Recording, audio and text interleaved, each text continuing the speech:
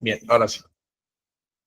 Bueno, fíjense, yo acá nosotros pusimos como disparador lo que es el sistema endocrino para ver cómo lo podemos relacionar con estas palabritas que fuimos poniendo acá, ¿sí? Bien, hormonas. Sabemos que el protagonista de este sistema son las hormonas. Y cuando nosotros estuvimos viendo eh, comunicación intercelular, vimos que uno de los tipos, de manera que tienen las células para comunicarse, es de manera endocrina, ¿sí? Como lo dice acá, sistema endocrino. Y las hormonas son, como dije antes, las protagonistas de que este sistema funcione de manera adecuada, ¿sí? ¿Qué es una hormona? Una hormona básicamente es un mediador químico, ¿sí? Por ahí ustedes conocen la definición de hormona como mensajero, que no está mal, pero bueno, entiendan que la hormona no es la que va a cumplir la función. Si la hormona lo único que hace va a ir a mediar esa función, va a hacer que cuando llegue genere una cascada de señalización, siempre dependiendo de qué hormona estemos hablando, ¿no? Pero que vaya a que ese mensaje llegue de manera correcta y se ejecute de manera correcta. Si no es que solamente llega el mensaje y después la hormona se desarraiga de todos los procesos que puedan ir pasando, sino que va a ir a mediar, ¿sí? Es un mediador para tal función. Bien. Y de la mano de lo que es una hormona, vamos a tener lo que son las glándulas. Que las glándulas básicamente son órganos, sí que sabemos que los órganos están formados por tejidos y estos tejidos se forman por una asociación de células. Siempre tengan presente lo que son los niveles de organización de la materia, ¿sí? Porque a mí no me sirve estudiar la tiroides si no sé cómo está formado un folículo tiroideo. Se entiende que es básicamente la unidad estructural de la glándula, ¿sí? Entonces, las glándulas son las que van a secretar a estos mediadores, que son las hormonas, y vamos a ver que hay que tener en cuenta esto, ¿sí? Acá donde dice eje HH, estamos haciendo referencia al eje hipotálamo-hipófisis. ¿Por qué les digo que esto es importante?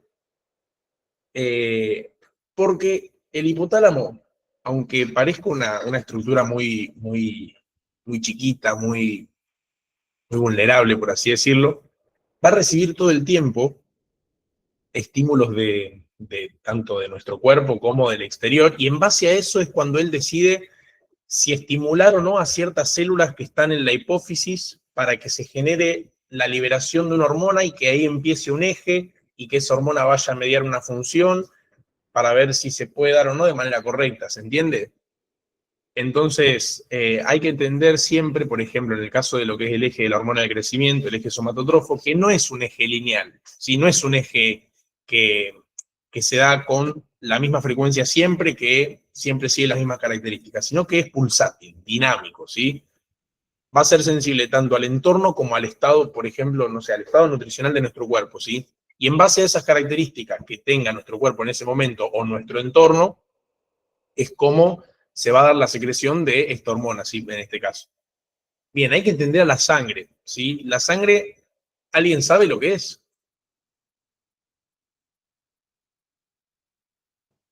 ¿Ustedes creen que la sangre es un tejido? Sí, es un tejido, es una especialización del tejido conectivo, ¿sí? Es un tejido fluido. Vamos a ver después cuando, el lunes, cuando veamos inmuno, vamos a charlar un poquito más de tejido sanguíneo, pero bueno, hay que entender que las hormonas se llaman así, o sea, son hormonas gracias a que viajan por sangre. Y esa es una de las diferencias que hay que tener en cuenta, ¿sí? Cuando hablamos de neurotransmisor, cuando hablamos de hormona, no quiere decir que su naturaleza química nos diga si es una de las dos, sino que depende del medio en el que viaje. Vamos a tener neurotransmisores que si viajan por comunicación nerviosa, como lo habíamos visto cuando vimos sinapsis, las características que tiene que tener un neurotransmisor para ser neurotransmisor justamente, eh, no van a ser esas si viaja por sangre. Si viaja por sangre se va a considerar una hormona. Por ejemplo, si cursaron Nutri, saben que la vitamina D puede considerarse una hormona, ya que esta va a viajar por sangre para ir a mediar una función, ¿sí? No vamos a meternos mucho en eso. Bien, no quiero que charlemos todo ahora porque quiero que las charlemos después porque si no van a quedar medias colgadas, pero bueno, órgano diana, es importante entender que estas hormonas que viajan por sangre, sí que son secretadas por una glándula, que van a formar un eje, van a viajar por sangre y van a recorrer distancias, ¿sí? Para llegar hasta un órgano diana y ahí poder efectuar esa función, ¿sí? Para poder mediar el mensaje o la información que necesita justamente este órgano diana, ¿bien?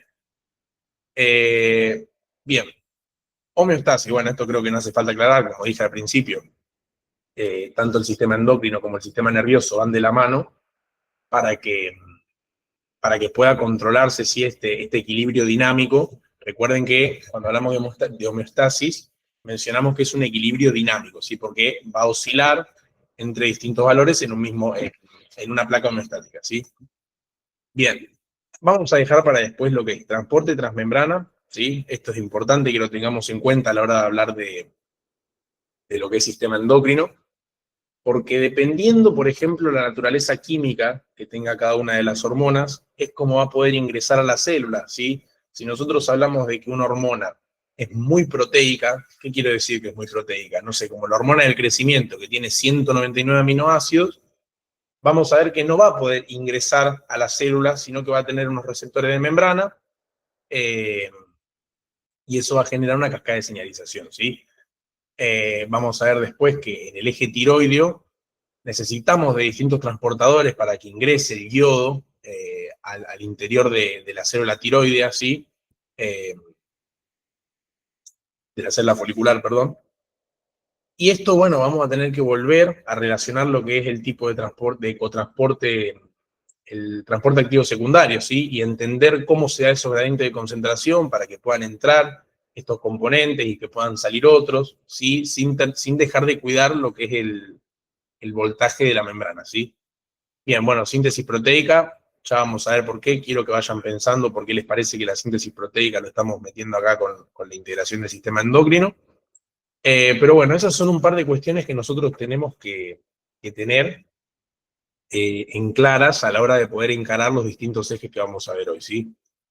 Bien, entonces ya estuvimos charlando un poquito de esto. Recuerden que no va a ser lo mismo en el varón y en la mujer el sistema endocrino porque las gónadas masculinas no son iguales a las gónadas femeninas, ¿sí? Recuerden que cuando vimos la clase de genitales, habíamos charlado de que en el varón las gónadas masculinas son los testículos que, en el caso del sistema endocrino, eran los encargados de la producción de la testosterona, y en la mujer las gónadas femeninas eran los ovarios, ¿sí? Las gónadas en este caso son los ovarios, que son los encargados también de producir estrógenos y progesterona. Bien. Bueno, ahora Juli va a charlar un poquito con ustedes sobre cómo se relaciona un poco el eje. Así ya después podemos pasar a lo que son los ejes específicos que tenemos que ver para hoy. Bueno, antes de meternos bien, como decía Pedro, en lo que es este eje hipotálamo-hipófisis, estaría bueno poder entender, ¿sí? a cada glándula individualmente.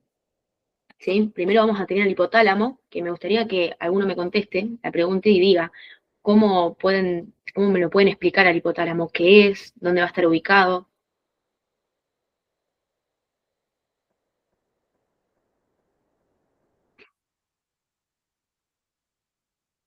Ya dijimos clase pasada, esto está, digamos, está bueno que ustedes hablen, esto es prueba y error, ¿sí? Sí, la idea es que se equivoquen acá y no cuando estén riendo el final. Entonces, no tengan miedo a hablar cuando nosotros hacemos alguna pregunta, ¿sí? Porque también a la vez nosotros no, para saber si están entendiendo todo lo que vamos explicando, ¿sí? Pero bueno, el hipotálamo por su parte va a ser una pequeña porción del diencéfalo, recordando un poco lo que hablábamos la clase pasada, ¿sí? Del sistema nervioso, de los distintos derivados embriológicos, ¿sí? Teníamos el telencéfalo que eran los hemisferios y acá en el diencéfalo teníamos tálamo, epitálamo, todos los tálamos. Y bueno, este hipotálamo es una parte del diencéfalo vinculada con lo que serían todas las funciones viscerales más importantes, ¿sí? Por lo que puede llamarse como el centro regulador, ¿sí? Del sistema nervioso autónomo, ¿sí? Vamos a poder ubicarlo en la base del diencéfalo, por debajo del tálamo, ¿sí? Y en su estructura va a presentar, como estamos hablando de una estructura nerviosa, va a presentar diversas neuronas secretoras como también distintos núcleos, que van a permitir dividirla en tres regiones, ¿sí? En cuanto a lo que son las neuronas, son unas cuantas, pero por nombrar algunas, podemos encontrar las dopaminérgicas, es decir, que van a liberar dopamina, las colinérgicas, que liberan acetilcolina, no acetil-CoA, y las noradrenérgicas, que van a liberar noradrenalina, ¿sí? Entre varias neuronas más. Y después, en cuanto a los núcleos, permiten dividir al órgano, ¿sí? En 3 regiones. Vamos a tener una región anterior o preóptica, una región media o tubelar y una región posterior o mamilar, ¿sí? En cuanto a lo que sería la región anterior, vamos a encontrar 2 núcleos muy importantes, que serían el núcleo supraóptico y paraventricular, que son los que van a estar más relacionados con la función endocrina, ¿sí? Del hipotálamo.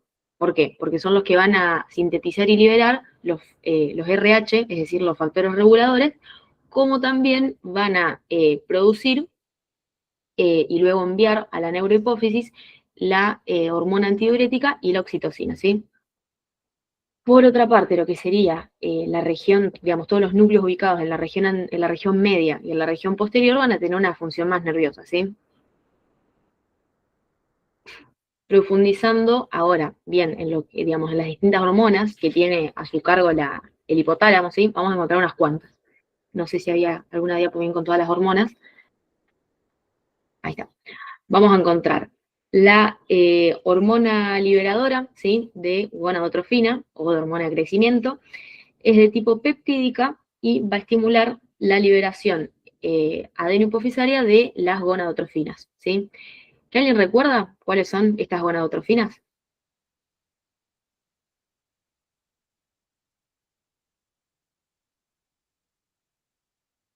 Bueno, ahí como estaba marcando Pedro, la LH o luteinizante y la FSH o folículo estimulante, ¿sí? Que después vamos a ver cómo actúan sobre lo que son las gonas, así cuando estemos viendo todo lo que es el eje gonadotrófico. Después vamos a tener la hormona, el factor liberador de corticotrofina, ¿sí? O CRH, también es de tipo peptídica, y va a estimular en la adenohipófisis la liberación de la adenocorticotrofina, ¿sí? Después vamos a tener el factor liberador de tirotrofina o TRH, esta por su parte es tripéptida, ¿sí? Y va a estimular en la adenohipófisis la liberación de TSH y de prolactina también. Después vamos a tener el factor liberador de somatotrofina o GRH, que va a estimular la liberación en la adenohipófisis de la hormona de crecimiento, de la GH. Después vamos a tener la somatoestatina, que va a inhibir la liberación de la hormona de crecimiento. También tenemos factor liberador e inhibidor de prolactina, ¿sí? El factor liberador o la PRH, ¿sí? Va a estimular a que se libere en la adenohipófisis, y el factor inhibidor va a ser básicamente la dopamina. Algo que por ahí les pueden preguntar a ustedes es la naturaleza química de las hormonas, que esto no lo estuvimos charlando, ¿sí? Pero es importante que nosotros tengamos en cuenta que cada una de estas hormonas va a tener una naturaleza química distinta. La primera clasificación que hacemos frente a una hormona es si se trata de que son hormonas. Sí, obvio, después la pasamos al grupo. Esta foto de acá yo la saqué del ROS, ¿sí? Tiene unos cuadritos así que están muy lindos, pero después la paso. Como les decía, dependiendo de la manera en la que se sintetiza esta hormona, va a tener una naturaleza química adecuada para la función que tiene que cumplir. En este caso, todas estas hormonas liberadoras que van a salir por parte del hipotálamo, menos la dopamina, ¿sí? Tanto la GHRH como la somatostatina, como la CRH, la GNRH y la TRH, van a ser peptídicas, ¿sí? Menos la dopamina, que es derivada de aminoácidos, que se le conoce, como dice acá, como catecolaminas. ¿Qué pasa? ¿Por qué les remarco esto? Es importante que tengamos en cuenta lo que son la naturaleza química de cada uno de estos mediadores para entender cómo va a ser su mecanismo de acción. Es como les decía al principio, la principal clasificación que hacemos frente a cualquier mediador endocrino es si es esteroideo o no esteroideo. ¿Sí? ¿Se entiende eso? Cuando hablamos de esteroide es que está sintetizado a partir de esteroides, ¿sí? En palabras incorrectas, a partir de grasas. Por ejemplo, la testosterona y los estrógenos y progesterona van a ser hormonas esteroideas. ¿Qué quiere decir esto? Que su mecanismo de acción ya me da a entender que no va a tener receptores de membrana. ¿Por qué? Porque va a poder atravesar la membrana plasmática por su naturaleza química. ¿Se entiende por cuál es la importancia de entender la naturaleza química de cada uno de estos mediadores? Lo mismo con, no sé, estas hormonas que son todas peptídicas, a excepción de la dopamina, ya me dicen un poco cómo va a ser su mecanismo de acción, qué tipo de receptores van a tener y demás, ¿sí? Nada, y como dato les quería tirar para que no se lo estudien de todo y no se quemen el cerebro. Todas las hormonas liberadoras, o sea, todas las hormonas hipotalámicas que van hacia la hipófisis, van a ser peptídicas, menos la dopamina, que es la que va a actuar sobre estas células lactótrofas, inhibiendo al eje de la prolactina, que es un eje incompleto en realidad, pero bueno, se termina viendo en nutrición, así que no se preocupen. Pero bueno, que sepan eso, son todas peptídicas menos la dopamina. Vamos a ver que, o sea, vamos a hacer hincapié en lo que es este eje y este eje, ¿sí? Esos tres son los que hoy vamos a terminar viendo. Vamos a ver que, como dijimos antes, para contar la historia completa, se libera la hormona liberadora de somatotrofina, va a actuar sobre un grupo de células que está ubicado en la hipófisis, ¿sí? Que ya vamos a ver un poco cuando se vea la histología de esta glándula, la cantidad y los grupos de células que podemos encontrar, para generar la liberación de otra hormona, que en este caso, si es la hormona liberadora de la hormona de crecimiento, vamos a liberar a la hormona de crecimiento, ¿sí? A la GH. Y lo mismo con los demás ejes. Vamos a ver que cada uno va a tener sus características. Por ejemplo, el eje tiroideo tiene una característica que no tiene ninguna otra síntesis de hormonas, que ya lo vamos a ver después. Pero bueno, era para que entiendan eso, que comprendan para qué nosotros estudiamos la naturaleza química de una hormona. Y recuerden que la principal división va a ser si hablamos de hormonas esteroides o no esteroides. Vamos a tener, no sé, proteicas, peptídicas, como dice ahí, derivadas de aminoácidos, glucoproteicas y demás, ¿sí? Bueno, ahora siguiendo un poquito con lo que es la hipófisis, ¿sí? A esta glándula vamos a poder ubicarla en lo que sería la silla turca o fosa pituitaria, en el esfenoide, en el piso medio de la base del cráneo, ¿sí?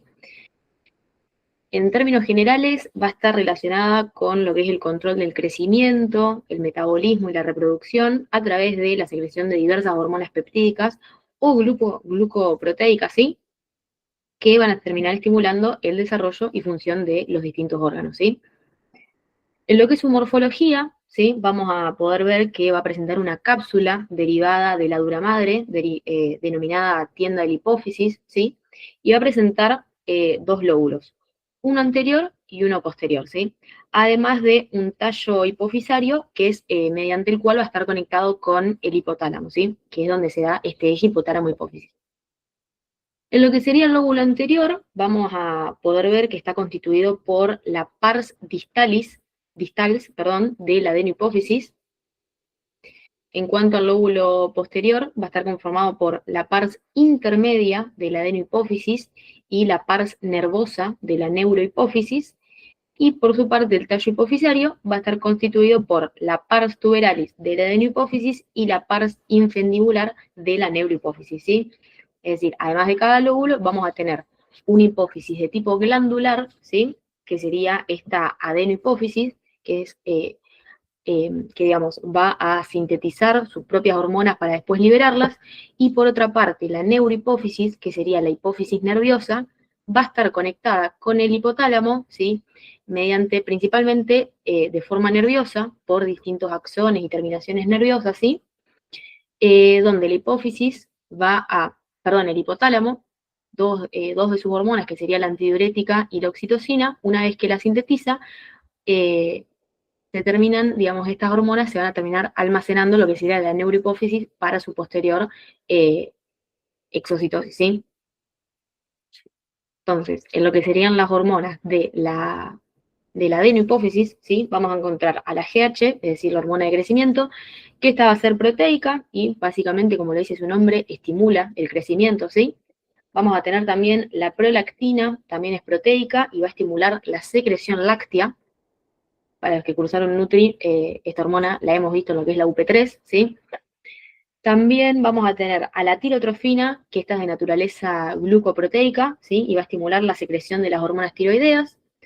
También vamos a tener a la adenocorticotrofina, que va a ser peptídica y va a estimular la secreción de glucocorticoides, como también de los andrógenos. Y también vamos a tener por último a las gonadotrofinas, como habíamos nombrado antes, la LH y FSH, ¿sí? Que son de tipo glucoproteicas y van a estimular la gametogénesis, como también la secreción de las hormonas sexuales, ¿sí? Eso sería las hormonas de la adenohipófisis, ¿sí? Después pasando a lo que es la neurohipófisis, recordando que son hormonas hipotalámicas, pero que las libera esta neurohipófisis, tenemos a la oxitocina, que es peptídica y va a estimular la eyección láctea como también el parto. Y por otro lado, la antidiurética es peptídica y estimula la reabsorción de agua en el riñón, como también la elevación de la presión arterial, ¿sí? Es importante que entiendan eso que dice Juli, que la neurohipófisis no va a sintetizar ninguna hormona, ¿sí? Lo único que hace es almacenar las que le envía el hipotálamo gracias a esas neuronas con axones tan prolongados que tiene, ¿sí? ¿Qué pasa? Se almacenan en formas. Si tenemos los famosos cuerpos de Herring, no sé si alguna vez los escucharon nombrar, pero es en esos lugares donde se va a almacenar tanto lo que es la oxitocina y la ADH o vasopresina u hormona antidiurética, ¿sí? Pero bueno, lo más importante es entender esto que vamos a ver acá, sí, que nosotros sabemos que para completar un eje necesitamos que una hormona, que en este caso vienen del hipotálamo, actúen sobre la hipófisis y esa hormona va a tener que actuar en una célula, ¿sí? Para empezar a formar este eje hipotálamo-hipófisis, hablando de lo que es la adenohipófisis, ¿sí? Entonces tenemos que comprender que vamos a tener cierta población de células que a su vez se divide en otra población de células y que a su vez se divide en otra población de células, ¿sí? Entonces es importante que entendamos que la adenohipófisis sí va a completar ese eje porque le llega un estímulo por parte del hipotálamo, pero a la neurohipófisis solamente le van a llegar las hormonas ya sintetizadas y se van a almacenar ahí para que frente a los estímulos necesarios para la liberación de esas hormonas sean exocitadas. Bueno, tal cual como decía Pedro, es importante saber conocer eh, las distintas poblaciones celulares, ¿sí? Que vamos a encontrar mayormente en la adenohipófisis, ¿sí? Más específicamente en la pars distalis, ¿sí? Una de las tres partes que, que tiene la adenohipófisis, ¿sí? Vamos a tener por un lado las células cromófobas, que son aquellas células inactivas que no van a secretar hormonas, y por otro lado tenemos las células cromófilas, que son células activas y que van a secretar hormonas, ¿sí? A su vez, de estas células cromófilas vamos a tener dos tipos, ¿sí? Vamos a tener células acidófilas y células basófilas. En las células acidófilas, que son un poco más abundantes que las basófilas, se van a encargar de segregar la somatotrofina y prolactina, y por su parte las células basófilas se van a encargar de la gonadotrofina, la tirotrofina, como también la adenocorticotrofina, ¿sí? Tengan en cuenta que, fíjense, miren este preparado que tenemos acá. Esto es una tinción especial, ¿sí? No estamos ya en lo que es hematoxilina eosina y te explico el por qué. Porque fíjense, yo estoy viendo un color, fíjense este color en el citoplasma de las células, este de acá es un color más cereza, ¿sí? Entonces no se corresponde al rosado de la eosina, ¿sí? Y fíjense que por fuera de estos cúmulos celulares, yo tengo puntitos como si fuesen de color naranja y a mí ya me dice que no estoy en una tinción bicrómica de rutina, ¿sí? Sino que estoy empleando otro tipo. Pero bueno, me pareció bueno explicar este corte, porque fíjense, cuando hablamos de células acidófilas van a ser, como decía Juli, primero, son más abundantes que las basófilas, y fíjense la diferencia en el tamaño del citoplasma, ¿sí? Esto que estoy marcando acá, esa célula que tiene su núcleo bien basófilo y su citoplasma con ese color parecido al de una cereza, van a ser las células acidófilas. Y las células que, por ejemplo, fíjense, esta de acá, miren el citoplasma chiquitito que tiene, está limitada entre dos células acidófilas y son muy poco abundantes. Fíjense, acá hay otro ejemplo más claro, son las basófilas. ¿Qué quiere decir esto? ¿Que todas las células basófilas van a poder sintetizar cualquier hormona? No. Vamos a tener distintos grupos celulares, ¿sí? Vamos a tener células tirótrofas, vamos a tener células somatotrofas, vamos a tener células lactótrofas, gonadótrofas y corticótrofas, ¿sí? Las que son acidófilas van a ser corríjame porque no recuerdo bien, pero creo que son las lactótrofas y las tirótrofas. Y las basófilas van a ser las gonadótrofas, corticótrofas y somatótrofas. ¿Sí? Chequénlo eso por las dudas porque no lo recuerdo bien. Pero bueno, para que entiendan que vamos a tener estos distintos grupos celulares dentro de lo que es la adenopófisis, que es ahí, en esas distintas células, donde se va a buscar completar o iniciar, mejor dicho, el eje, dependiendo de qué hormona estemos hablando, ¿sí? Esto hasta ahora vamos bien, ¿se viene entendiendo?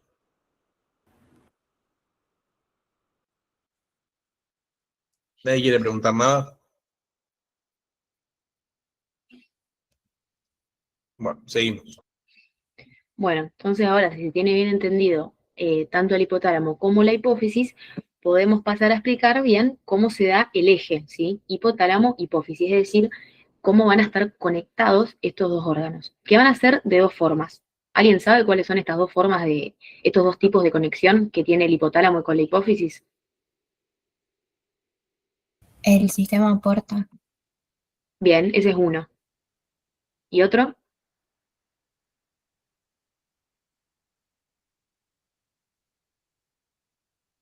El otro va a ser de tipo nervioso, ¿sí? Porque recordemos que todavía estamos, con el hipotálamo estamos hablando de una región nerviosa. Entonces, este hipotálamo va a conectarse con la hipófisis, como dijo la compañera, por el sistema porta, es decir, una conexión de tipo vascular y otra conexión de tipo nervioso, ¿sí? A lo que sería la conexión vascular, sería este sistema porta, es decir, donde vamos a tener primero la hipófisis, un capilar, luego va a haber una vena y por último otro capilar ubicado en lo que es la adeno, hipófisis, perdón, ¿sí? Que va a permitir el correcto pasaje de los factores RH, ¿sí? Que ahí es, digamos, donde se va a dar este eje, es decir, se liberan los factores estimuladores, pasan a la adenohipófisis y ahí la adenohipófisis libera las hormonas. Y después el otro tipo de conexión, que es de tipo nerviosa, va a estar dada por fibras hipotalámico-hipofisarias, ¿sí? Que van a alcanzar a lo que es la neurohipófisis, pasando por entre medio, digamos, teniendo como intermediario, a lo que es el tallo infendibular, ¿sí? Y ahí es donde se va a dar la conducción de la hormona antidiurética y de la oxitocina, ¿sí? Bien, ¿todos saben lo que es un sistema porta? Porque si no lo conocen lo podemos explicar así medio rápido. Nosotros sabemos que los vasos sanguíneos, tanto venosos como arteriales, siguen un orden, ¿sí? Vamos a tener arterias, arteriolas, capilares arteriales, después tenemos capilares venosos, vénulas y venas. Ese es el orden en el cual nuestro cuerpo va a circular sangre, ¿sí? Ahora, ¿qué pasa? Cuando hablamos de un sistema porta, siempre póngale apellido. ¿Por qué? Porque vamos a tener distintos sistemas portas en nuestro cuerpo, como por ejemplo el sistema porta hipofisario, el sistema porta hepático y demás, ¿sí? Entonces, fíjense acá como tenemos la red de capilares, y esto de acá ya tenemos una vena, y de esta vena vuelve a anastomosarse con capilares venosos. Entonces no está siguiendo el orden de eh, vena, vénula, capilar, sino que tenemos directamente capilar, vena, capilar. Entonces a eso de ahí se lo conoce como un sistema porta. ¿Bien? Era para aclarar eso por las dudas. Bueno, ¿se entendió hasta acá? Bien, hipotálamo, hipófisis y cómo se da el eje hipotálamo hipofisario. Bien, buenísimo. Entonces ahora podemos pasar con otro tema, no sé qué serían las diapos. Fíjense que acá yo le dije, chequenlo por las dudas porque me había olvidado. Acá dice a qué grupo celular corresponde cada una de las que forma parte del eje, ¿sí? La somatotrofa, que es la que libera la hormona de crecimiento, es acidófila junto con la lactótrofa, y la corticótrofa, gonadótrofa y tirótrofa van a ser las tres basófilas, ¿sí? Fíjense, acá está el producto de secreción de cada una. Vamos a poner un ejemplo, si les parece, como para que vayamos entendiendo. Va a llegar por parte del hipotálamo hacia la célula somatotrofa un factor que va a estimular, ¿sí? Que como habíamos dicho que era, Juli se los había nombrado.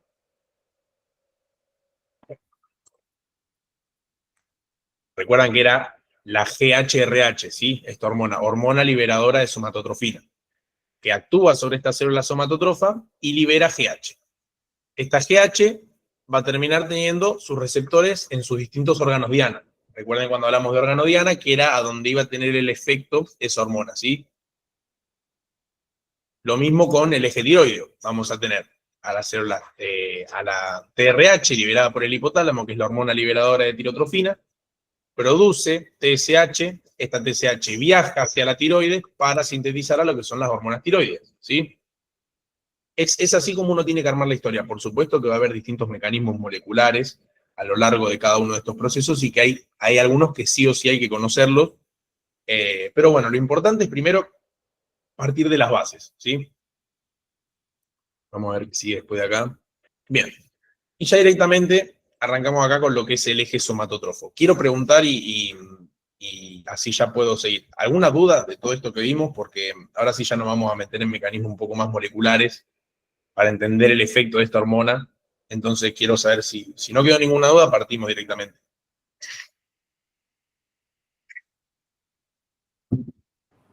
Bueno, bien. Quería tener en cuenta por las dudas si hay que tener presente bien las relaciones de la hipófisis hacia los laterales, ponele que se relaciona con el seno cavernoso, y si hay que saber algo específico de eso o es irrelevante. Yo creo que para años superiores sí, por el tema de alguna patología, porque justo que están los nervios, está la arteria. Ajá, mira. Sí, estaría bueno conocer cuáles son las relaciones anatómicas tanto del hipotálamo como de la hipófisis. Sí conocer por ahí quién la irriga, que es la arteria hipofisaria superior. Pero bueno, sí, son cosas que si uno tiene tiempo y realmente está bien para llegar al final y lo quiere estudiar, a mí me parece que está buenísimo. Yo siempre dije, el saber no ocupa lugar. Pero bueno, depende cómo vengan de tiempo, ¿sí? En base a cómo ustedes vengan, van a decidir y van a empezar a jerarquizar los temas. Yo prefiero que nosotros entendamos bien estos ejes antes de que hablar quién irriga, quién inerva las relaciones de la hipófisis, ¿sí? Dale, buenísimo, genial. Bien. ¿Alguien más quiere preguntar algo?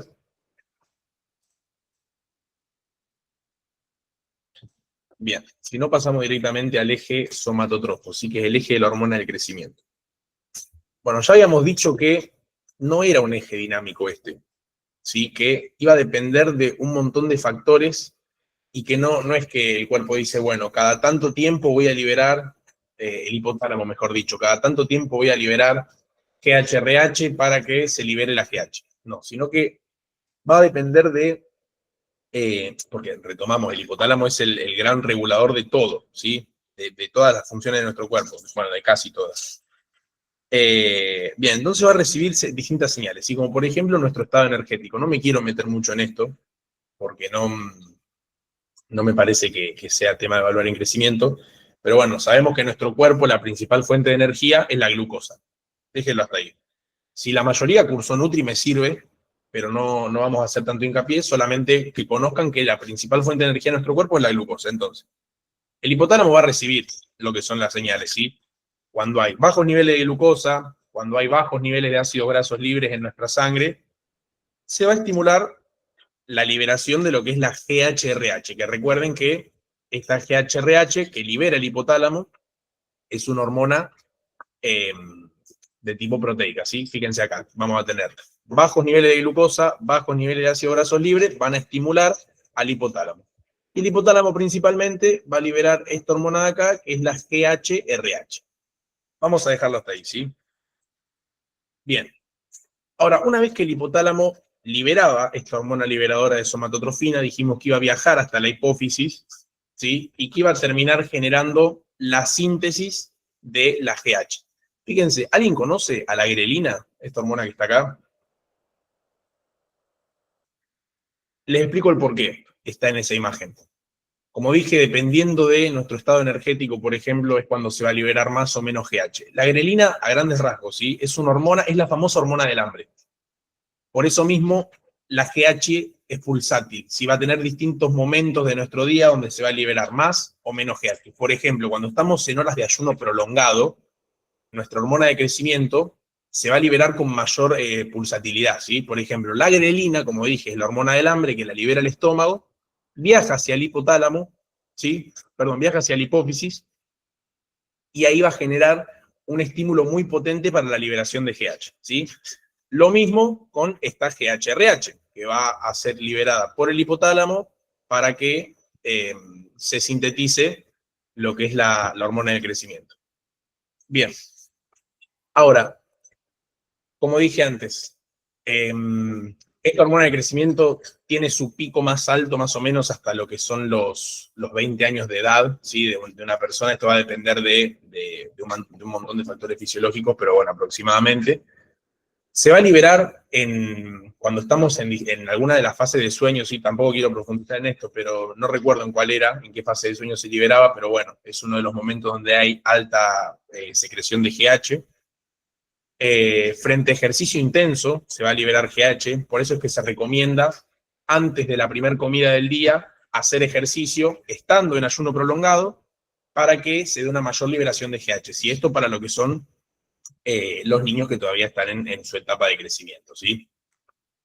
Bien, fíjense cómo acá ya liberamos la GH, que dijimos que se producía por distintos estímulos. Principalmente hay que tener en cuenta la GHRH, que es una hormona hipotalámica. ¿Ustedes saben cuál es el núcleo que libera la GHRH? ¿Cuál de los núcleos hipotalámicos libera GHRH?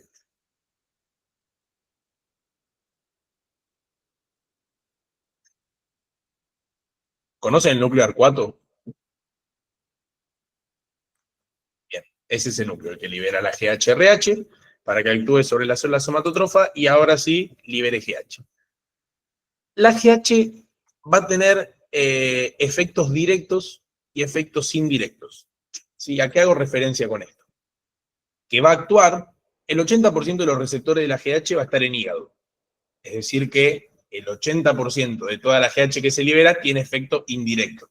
¿Sí? ¿Por qué decimos que en el hígado tiene el efecto indirecto? Miren acá cómo viaja al hígado, y acá ya no nos aparece más la GH, sino que nos aparece IGF-1. ¿La conocen esta hormona? Todos conocen a la IGF-1 o factor de crecimiento similar a la insulina. Bien, perfecto. Vamos primero con lo que son los efectos indirectos, ¿sí? De la GH. Va a actuar en el hueso, va a actuar en el músculo. Sí, en el músculo es importante entender que actúa generando lo que es la captación de aminoácidos. Recuerden que si yo capto los aminoácidos que están libres en sangre, los llevo al músculo, el músculo va a sintetizar proteínas a partir de esos aminoácidos, por eso le dije que estaba bueno integrar la síntesis proteica en este tema, y mediante esa síntesis proteica que generó el músculo, se va a terminar dando un proceso que conocemos como hipertrofia. Acuérdense que cuando vimos en su momento la definición de crecimiento, dijimos que se puede dar por hipertrofia y por hiperplasia. En este caso, el músculo terminaría creciendo por hipertrofia porque recuerden que los miocitos y las células musculares no sufren de división celular. Entonces, gracias a esta GH que va a actuar sobre el músculo, va a generar que se agarren esos aminoácidos que están libres en sangre, que se sintetice proteína y que de esa manera pueda crecer el músculo, ¿sí? Bien. A nivel, ahora sí ya no me quiero meter tanto en esto, bueno, va a potenciar en lo que es la pubertad, el crecimiento gonadal, ¿sí? Relacionándose con los ejes gonadales. Y ahora sí lo que más me interesa que veamos es el efecto de esta GH en el hígado. Fíjense cómo les había dicho que la mayoría de los receptores para la hormona de crecimiento iban a estar acá. ¿Qué pasa? Yo les había mencionado que era una hormona de tipo proteica, de unos 199 aminoácidos. Entonces quiere decir que sus receptores van a ser intracelulares o van a ser receptores de membrana.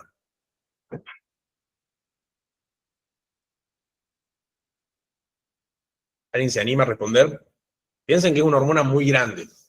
¿Sí? Es una hormona muy grande y debido a sus características, a su naturaleza química, va a tener receptores de membrana, o sea que están por fuera de la célula, o receptores intracelulares. De membrana. Bien, perfecto, receptores de membrana. Este receptor de membrana, ahora sí, vamos a la clasificación que habíamos visto en su momento. Teníamos de dos tipos, ionotrópicos y metabotrópicos. El receptor de membrana para la GH, ¿cuál de estos dos podría llegar a ser? ¿Será un receptor ionotrópico o será un receptor metabotrópico? Es metabotrópico, ¿sí? Y tiene la característica de estar asociado a un complejo, ¿sí? Que se llama el complejo JAK-STAT, ¿sí? ¿Qué pasa? Va a llegar la GH al hígado y va a tener receptores, como dijimos, metabotrópicos asociados a tirosina quinasa. Va a tener dos subunidades, este receptor, o sea, hagamos de cuenta que esta es la membrana de la célula, acá tengo la subunidad alfa del receptor, sí, esto es extracelular y esto es intracelular, y acá voy a tener la subunidad beta del receptor. Entonces llega la GH a lo que es a su receptor de membrana, se va a activar este receptor, ¿sí? Recuerden que era un receptor asociado a tirosina quinasa, o sea, se va a fosforilar, va a generar una fosforilación en este receptor, y este receptor lo que va a hacer es dimerizarse. ¿Qué quiere decir dimerizar? Etimológicamente, nosotros sabemos que lo que va a hacer es pasar de ser 1 a ser 2, ¿sí?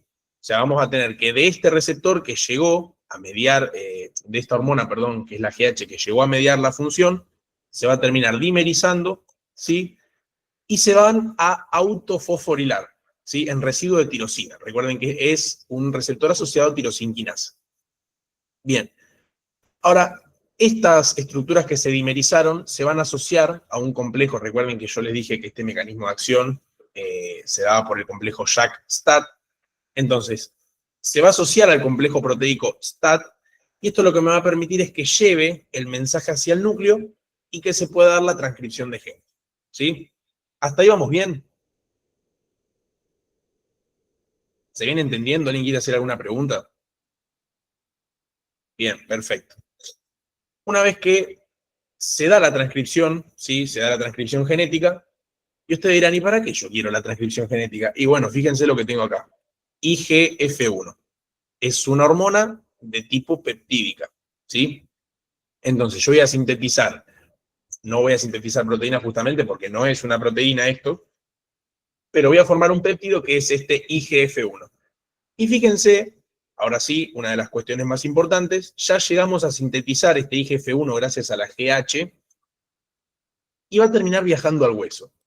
Y para esto yo quiero retomar algunas cuestiones anatómicas, ¿sí? De lo que es, de las partes que tiene un hueso. Aviso que no soy el mejor dibujando, así que bueno, va a salir como sale. Recuerden que cuando hablábamos de los tipos de huesos, íbamos a tener huesos largos, huesos cortos y huesos planos.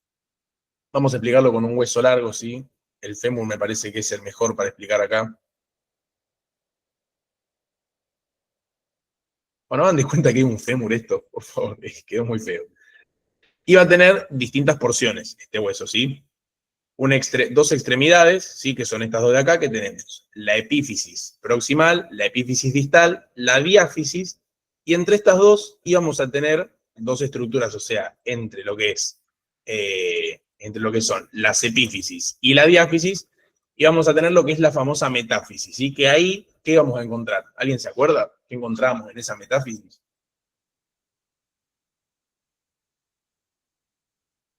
Teníamos el cartílago de crecimiento, que recuerden que es ahí donde va a generar el efecto de la GH, ¿sí? ¿Por qué? Porque esta hormona de acá va a sintetizar el factor de crecimiento similar a la insulina, o sea, mediante un efecto indirecto de la GH, termina actuando en el hueso, en la metáfisis, que sería esa parte oscura que estamos viendo ahí, para que éste pueda crecer. Recuerden, tenemos que retomar un poquito del tejido cartilaginoso, de lo que es la matriz extracelular, que tenía abundante glucosaminoglucanos, ¿sí? O proteoglucanos. Entonces, es importante que se dé síntesis proteica para que esta matriz cartilaginosa pueda proliferar para que posteriormente termine osificándose y formarme lo que es tejido óseo, ¿sí? Pero quiero saber si se entiende, ¿no? Un poco la idea de esto, tanto de lo que es el efecto directo como indirecto. Primero va a generar este IGF-1, ¿sí? Un efecto de crecimiento de tipo radial, o sea, en lo que es el radio del hueso, y por último va a generar un efecto de crecimiento de tipo longilíneo, ¿sí? En lo que es la longitud. Primero va a ser radial y después va a ser longilíneo, ¿sí? Eso sería básicamente el efecto de lo que es la hormona de crecimiento. ¿Se entiende? ¿Se entendió un poco cómo es que funciona el eje?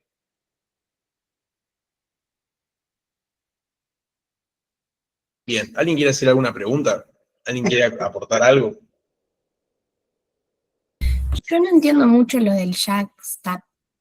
Mira, ¿te acordás cuando vimos receptores de membrana? Habíamos hablado de que eran receptores de tipo ionotrópicos y de tipo metabotrópicos, ¿sí?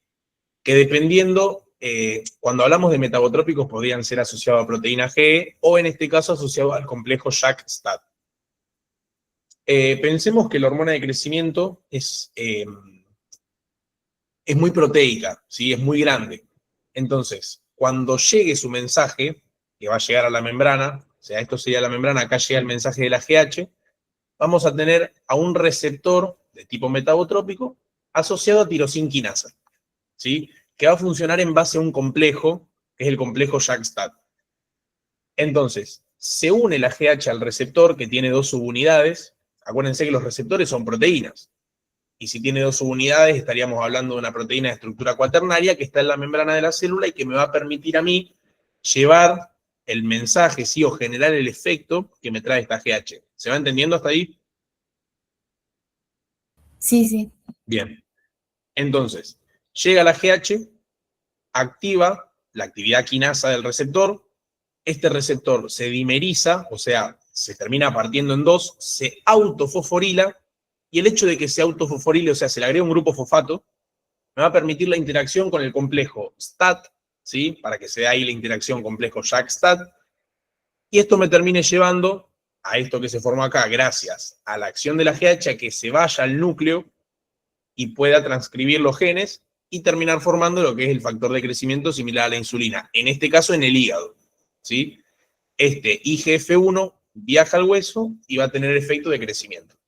Esto después, si quieren, yo puedo buscar una imagen del mecanismo de acción y lo mando al grupo, así un poco más resumido, si les parece. Pero bueno, está bueno entender un poco estas cuestiones, ¿sí? ¿Se entendió, Valentina? Sí, gracias. Bien, no, de nada. Bueno, esto sería básicamente, muy a grandes rasgos, lo que sería el eje somatotrofo. No sé si alguien quiere hacer alguna otra pregunta. Si no, ya pasamos directamente al otro, que creo que era, bien, el eje tiroide. Ahora Juli les va a hablar un poco de la histología de la glándula tiroides, pero van a ver que tiene una característica muy, muy importante, ¿sí? La síntesis de las hormonas tiroides, y por eso hay que comprender la histología de esta glándula.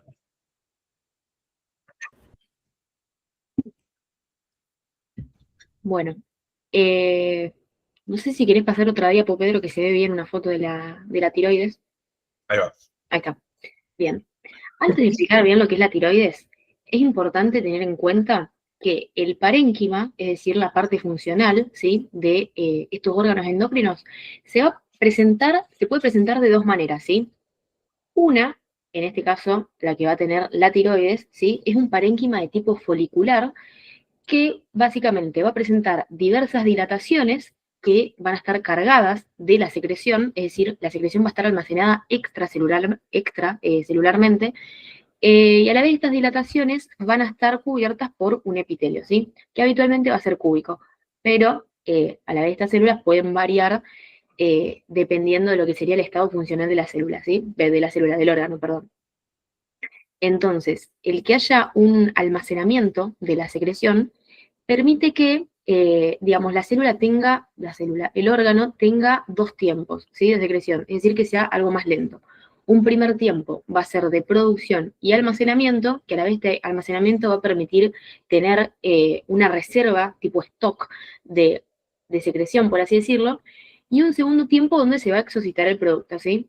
Y después el otro tipo de parénquima va a ser de tipo cordonal, en donde se almacena intracelularmente y se da todo en un tiempo. Al mismo tiempo que se sintetiza, se excreta, ¿sí?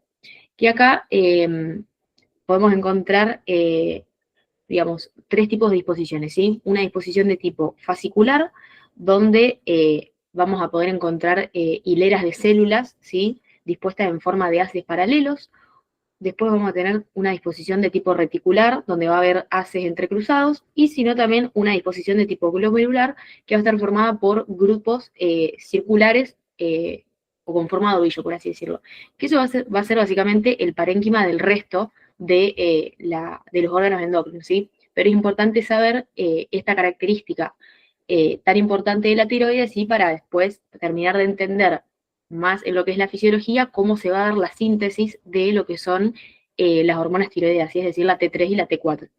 Entonces, teniendo esto entendido, ahora sí pasamos con la tiroides, que es una glándula que vamos a poder ubicarla en lo que es la base del cuello, ¿sí? Por delante y a los lados de la tráquea, y va a estar formada por dos lóbulos, ¿sí? Separados por un istmo central, y también a veces puede encontrarse un tercer lóbulo, ¿sí? Ubicado sobre este istmo, ¿sí?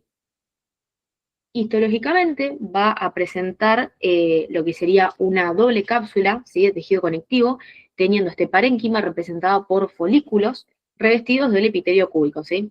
Y como había dicho, este epitelio puede verse, digamos, distinto dependiendo cómo va a estar el órgano, ¿sí? En una persona, por ejemplo, con hipotiroidismo, es decir, donde el órgano está más inactivo, las células van a ser el epitelio, ¿sí? Va a tener células más planas, y por ejemplo, una persona con hipertiroidismo, las células van a tener una forma más cilíndrica, ¿sí? Esto es un dato de color. Pero bueno, que se entienda que no es algo, digamos, no es que va a estar siempre igual el epitelio, sino que según cómo funciona el órgano va variando, ¿sí? Bueno, dentro de estos folículos, ¿sí?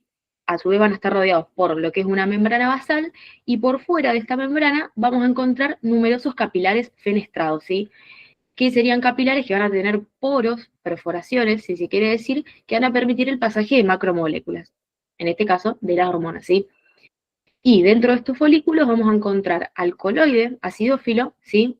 Que sería básicamente una solución homogénea constituida por una glucoproteína llamada tiroglobulina, que básicamente es de ahí, con esta tiroglobulina y el iodo, que se va a dar digamos, que se van a sintetizar estas hormonas tiroideas, ¿sí? Que después Pedro le va a explicar mejor cómo sea todo este mecanismo, ¿sí? Pero bueno, entendiendo que dentro de un folículo, ahí tenemos este coloide, que después no va a dar pie para las hormonas, en términos generales eso estaría, ¿sí? Y a su vez, en lo que es la tiroides vamos a tener dos tipos de células, ¿sí? Vamos a tener las células foliculares y las parafoliculares, es decir, células del folículo y células que van a estar por afuera del folículo. Las células foliculares, por su parte, van a ser células cúbicas, basófilas y abundantes, que van a segregar las hormonas, es decir, T3 o triiodotironina y T4 o tiroxina, ¿sí? Son medio raros los nombres, más fácil decir T3 y T4, que van a derivar del aminoácido tirosina, ¿sí? Es decir, son de naturaleza peptídica. Y bueno, como había dicho anteriormente, estas hormonas van a contener iodo, ¿sí? Entonces, bueno, teniendo esto entendido hasta acá, también es importante saber que la T3 va a ser más activa que la T4, pero a su vez la T4 va a encontrarse en mayor cantidad que la T3, ¿sí? Y después, en cuanto a lo que son las células parafoliculares, van a ser células grandes, escasas y pálidas, ¿sí? Que se van a ubicar entre lo que es el epitelio y la membrana basal, y van a segregar la calcitonina, ¿sí? Que esta hormona, para los que cursaron Nutri, la habrán escuchado bastante con todo el tema de metabolismo fosfocálcico. Esta hormona básicamente lo que hace es disminuir la calcemia, ¿sí? Es decir, los niveles de calcio en sangre. Bien, fíjense cómo Juli les hizo hincapié en el coloide, ¿sí? Nosotros estamos acostumbrados a que cuando estudiamos un eje endocrino, sea la misma célula la que sintetiza el producto y que después lo exocite. Pero acá pasa algo diferente. Acuérdense que Juli les dijo que este coloide es acidófilo, ¿sí? Por lo tanto, sabemos que va a tener gran cantidad de ¿qué?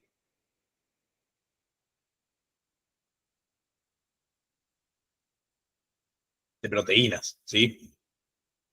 Y les mencionó la tiroglobulina. Y es re importante esta tiroglobulina porque sabemos que de acá es donde va a salir un aminoácido importantísimo para sintetizar lo que es la T3 y la T4. Bien, creo que ya podemos pasar directamente a lo que es el eje tiroideo. Bien, quiero preguntar si de lo que explicó Juli quedó alguna duda. Así ya directamente podemos entrar en esto, y yo sí quiero que esto lo veamos un poco más con detalles, para entender cómo es que se da la síntesis de la hormona y de la cantidad de cosas que se necesitan para sintetizar la T3 y la T4. Bien, les cuento. No sé si sabían, pero la sal, o sea, la sal de mesa que usan para salar la comida, hace un tiempo ya que por ley necesita, o sea, viene como sal iodada, ¿sí? ¿Por qué? Porque creo que, si no es la única manera, pegan el palo, pero es la única manera de poder consumir yodo mediante la dieta, ¿sí? Mediante la alimentación. Entonces, es tan importante el consumo de yodo que a partir de un tiempo se dijo, che, bueno, vamos a empezar a iodar la sal para que tenga el yodo y que se pueda obtener el yodo de esta manera sin suplemento para la síntesis de estas hormonas. Es un dato que está bueno. A mí me lo tiraron en un laboratorio de fisio y no me lo olvidé más y la verdad que me gustó. Bien, entonces, fíjense, acá tenemos al yodo. Lo primero que necesitamos es que el yodo ingrese a las células, y estas son células foliculares. Son células del folículo tiroideo. Acá tenemos al coloide, que habíamos dicho que era esta solución homogénea que encontrábamos en el interior del folículo, ¿sí? Folículo tiroideo. Entonces, el yodo necesita ingresar a la célula, va a atravesar de manera transcelular. Recuerden que transcelular significa a través, o sea, trans quiere decir a través, ¿sí? Transcelular a través de la célula.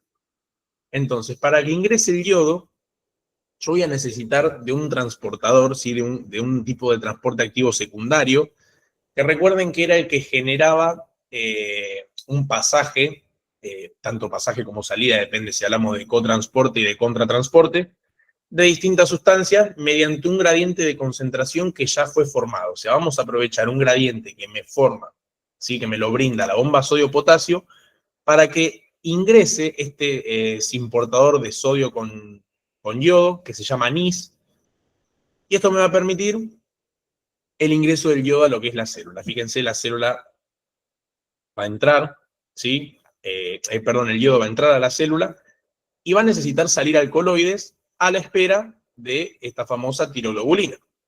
Entonces, para que pueda salir el yodo hacia lo que es el coloides para sintetizar las hormonas tiroideas, necesita de otro transportador que se llama pendrina, ¿sí? Que es un transportador de yodo y de cloro. Recuerden que son ambos iones, ¿sí? Ambas moléculas tienen carga negativa, ¿sí? Eso ténganlo siempre presente. En cambio, el yodo y el sodio, con el simporter NIS, vamos a tener al yodo con cargas negativas y al sodio con cargas positivas.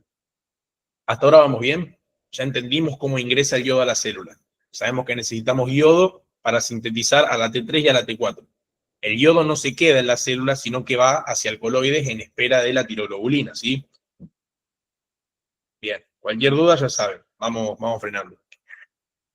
Bien.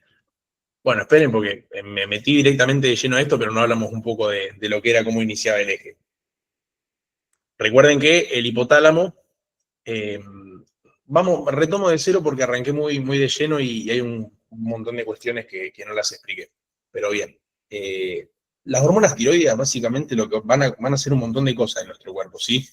Van a controlar lo que es el metabolismo basal, que es la energía mínima que necesita nuestro cuerpo para cumplir con las funciones vitales. Entonces el hipotálamo lo que va a hacer es recibir, parecido como en el eje somatotrofo, va a recibir información tanto de nuestro cuerpo como del entorno, sobre si estamos en estado de ayuno, si tenemos frío, si estamos frente al estrés y demás, ¿sí? Entonces frente a estos estímulos, el hipotálamo va a producir a esta hormona que habíamos dicho que era la hormona liberadora de tirotrofina, que era la TRH, hormona peptídica, ¿sí? Que viaja hasta la adenohipófisis, a las células tirótrofas, y estas células tirótrofas, frente al estímulo de la TRH, liberan la TSH, ¿sí? Y ahora sí, esta TSH viaja a la tiroides. ¿Cuál es la importancia de la TSH en este eje? Bien, lo que me va a permitir a mí es que haya mayor cantidad de transportadores para el yodo, para que ingrese a la célula, y por lo tanto, si yo tengo más transportadores para sodio, va a permitir mayor captación para el yodo, perdón. Genero más transportadores para el yodo, genero mayor captación de yodo, por lo tanto voy a permitir que el yodo ingrese a la célula, ¿sí? Y ahí me va a generar la acción de la síntesis de estas hormonas tiroideas, ¿bien? Entonces, ahora sí, retomando un poco, ingresa el yodo, sale hacia el coloides, eso ya lo habíamos visto, y fíjense cómo tenemos que retomar nuevamente lo que es la síntesis proteica.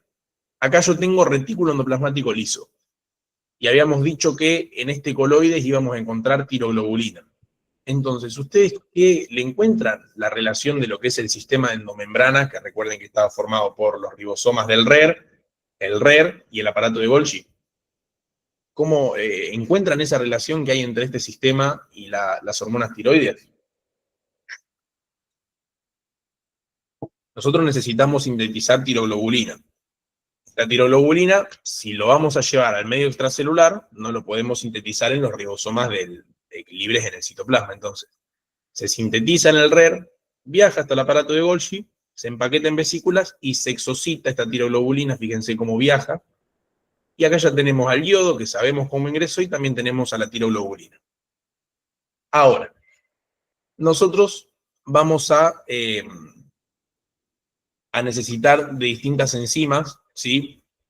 Que me van a permitir a mí que el yodo se una a la tiroglobulina. La principal es esta, que es la peroxidasa tiroidea. Lo que va a hacer es que este yodo, ¿cómo explicarles? Se termine quedando favorable para que se una a la tiroglobulina, más que no solo a la tiroglobulina, sino más que nada a los residuos de tirosina, de esta proteína, y a este aminoácido, para poder terminar formando estos compuestos, ¿sí? Monoyodotironina y diyodotironina. ¿Qué pasa? Una vez yo formé monoyodotironina, que quiere decir un yodo y un residuo de tirosina, y lo mismo con diyodotironina, di viene de 2, mono viene de 1. ¿Qué pasa? Yo voy a tener que juntar estos compuestos, ¿sí? Voy a juntar una monoyodotironina y una diyodotironina para formar T3. Sería básicamente sumar 1 más 2, me termina dando 3, ¿sí? Y ahora yo voy a juntar después 2 diyodotironina para formar la T4. Acuérdense que Juli les dijo que hay mayor cantidad de T4 que de T3 circulando, ¿sí?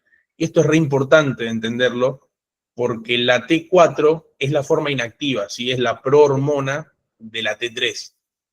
El 90% de las hormonas tiroideas libres son T4 y solo el 10% son T3. ¿Y esto de qué me sirve entenderlo? Si nuestro cuerpo tuviese libre todo el tiempo T3, habría muchos problemas metabólicos porque no habría un control por el cual nuestro cuerpo diga, bueno, necesito cumplir con esta función, con esta otra y con esta otra. ¿Qué es lo que tenemos que entender nosotros? Una vez que ya sintetizamos esta T3 y esta T4, vuelve a ingresar, ¿sí? Desde el coloide hacia la célula. Y fíjense, acá tenemos una organela que ya la conocemos, que son los lisosomas que van a empaquetar en vesículas a estas hormonas tiroides, tanto a la T3 como a la T4, y van a ser exocitadas hacia la sangre, ¿sí? Van a ser liberadas al torrente sanguíneo. Ahora, esta T3 y esta T4 van a viajar a su órgano diana, ¿sí?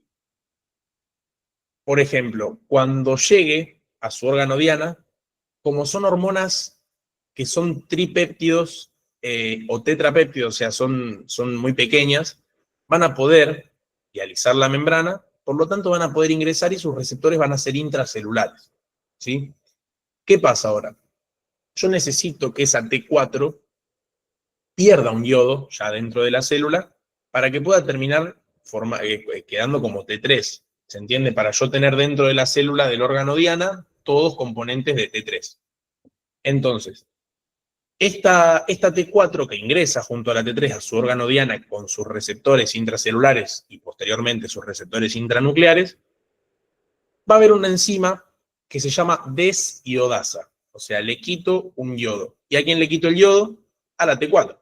¿Se entiende? Le saco ese yodo que tiene de más a la T4 para que me quede puramente T3 y puedan actuar sobre sus receptores intranucleares, que activen la transcripción de genes y que de esa manera puedan modular nuestro metabolismo basal, ¿sí? Que contribuyan a los procesos básicos y mínimos que requieren energía en nuestro cuerpo. ¿Se entendió? ¿Hay alguien que quiera preguntar algo, sacarse alguna duda de cómo es este proceso?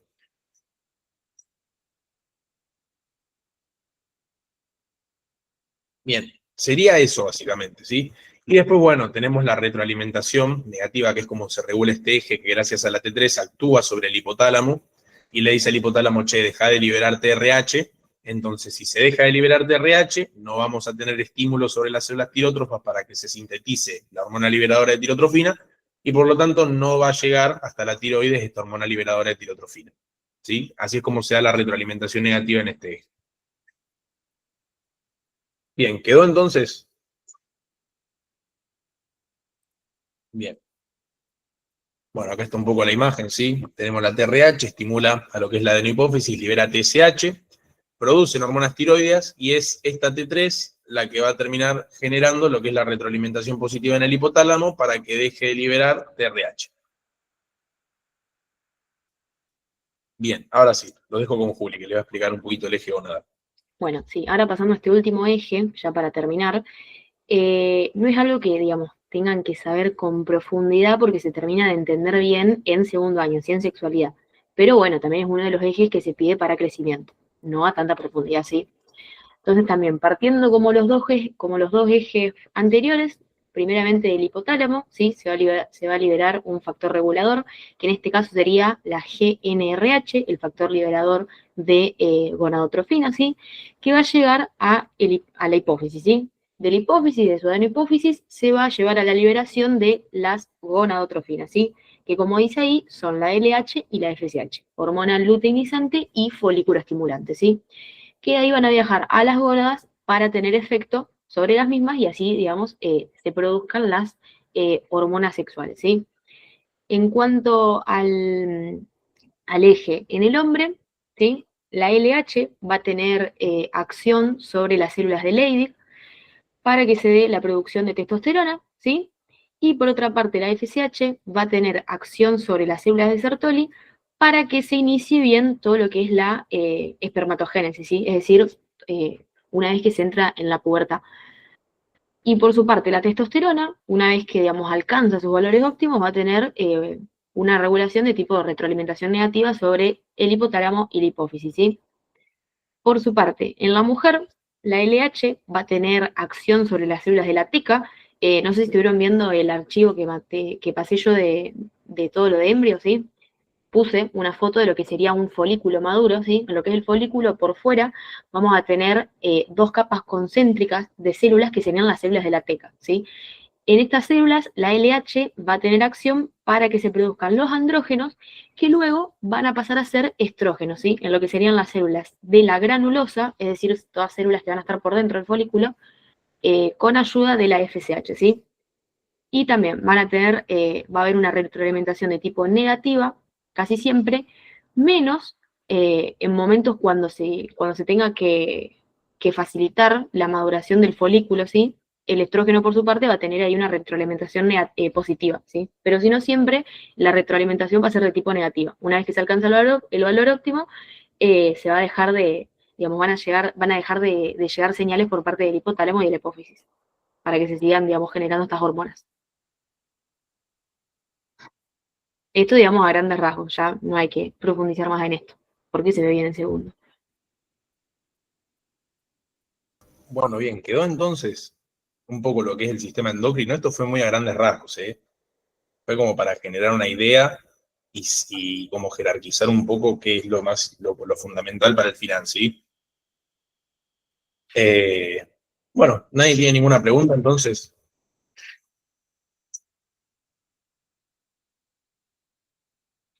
De este tema, de algún otro tema en específico.